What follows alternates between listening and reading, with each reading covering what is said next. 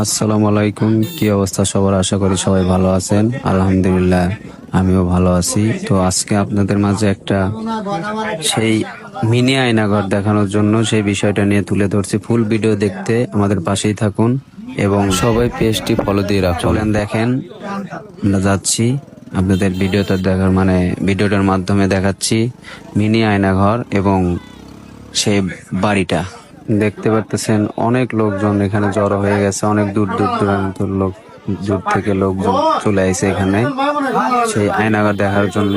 তো যাই হোক, অলরেডি চলে আসি সেই বাসায়, আয়নাঘরের সামনে আমরা সবাই যাই এবং দেখতে পারতেছেন অনেক লোকজন জড়ো হয়েছে এখানে। সবাই মিলে এখানে আগুন ধরাই দিছে, কারণ মানুষের মনের বিরুদ্ধে এবং মানুষের অনেক কষ্ট পাওয়ার কারণে কিন্তু আজকে এই অবস্থা। কারণ পাপ কখনো বাপকে ছাড়ে না, আর সত্য কোনোদিন লুকানো থাকে না, সত্য একদিন প্রকাশ হয়। তো যাই হোক, আমরা আপনাদের পুরোপুরি ভিডিওটা দেখানোর জন্যই চেষ্টা করছি। এই যে দেখতে পাচ্ছেন, এই যে এখান দিয়ে সেই যাকে ধরেছিল বা 6 মাস 7 মাস রেখেছিল, সেই এখান দিয়েই কষ্ট করে ওই কেচির মাধ্যমে ফুটো করে সব 7টা মাস ধরে ঘুরে ঘুরে সে সফলতা আজকে পাইছে। তো যাই হোক, সবাই দেখতে থাকুন। সেই আয়নাঘরে যে দেখেন, সেই আয়নাঘরের ভিতরে সবাই, এই আয়নাঘরের কথা বললাম, এই আয়নাঘর। তো দেখেন কি অবস্থা এর ভিতরে।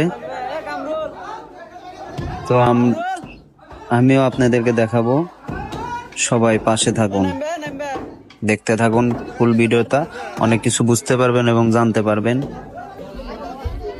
তো যাই হোক, এই সেই আয়নাঘর, প্রথম দরজা, প্রথম ধাপ। তো অনেক লোকজনই ঢুকেছে এর ভিতরে দেখার জন্য।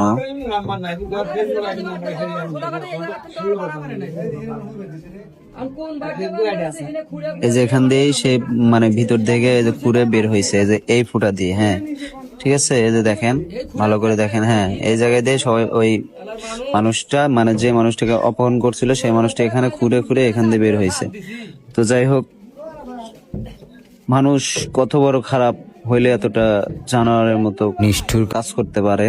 তো আমরা চাচ্ছি সবাই যে এর সুস্থ বিচার এবং ন্যায় যেটা, সেটাই বিচার হোক।